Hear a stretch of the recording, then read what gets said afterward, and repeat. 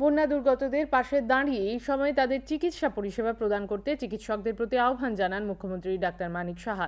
তিনি জানান, এবারের ভয়াবহ বন্যায় 24 জনের মৃত্যু হয়েছে, এখনও 2 জন নিখোঁজ।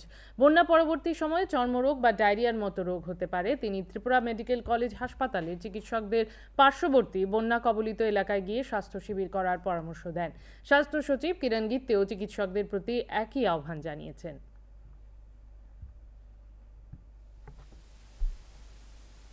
যে এতগুলো লোকের মধ্যে বন্যায় জলে কিন্তু ডুবে কম মরেছে, শুধু ল্যান্ডস্লাইডে সবচেয়ে বেশি মরেছে এবং ঘর কোলাপস করে একজন মারা গেছে, বেশিরভাগ কিন্তু ল্যান্ডস্লাইডে মারা গেছে। তো এইগুলো নিয়ে আমরা এখন চিন্তা ভাবনা করছি। মাননীয় প্রধানমন্ত্রীজির সাথে আমার কথা হয়েছে গতকাল, মাননীয় হোম মিনিস্টারের সাথে আমার কথা হয়েছে। ওনারা সাংঘাতিকভাবে আমাদেরকে হেল্প করার চেষ্টা করছে।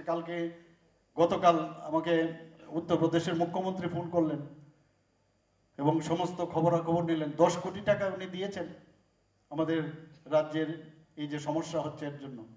মাঝে এখান থেকে টিএমসির থেকেও এটা সব জায়গায় যদি যাই ক্যাম্প করে, একদম টার্গেটেড এরিয়া, সেখানে গেলে আমাদের জন্য সুবিধা হবে। সরকার করবে, কিন্তু এই যে একটা সেবা দেওয়ার ভাবনা, সেটা কিন্তু খুব দরকার।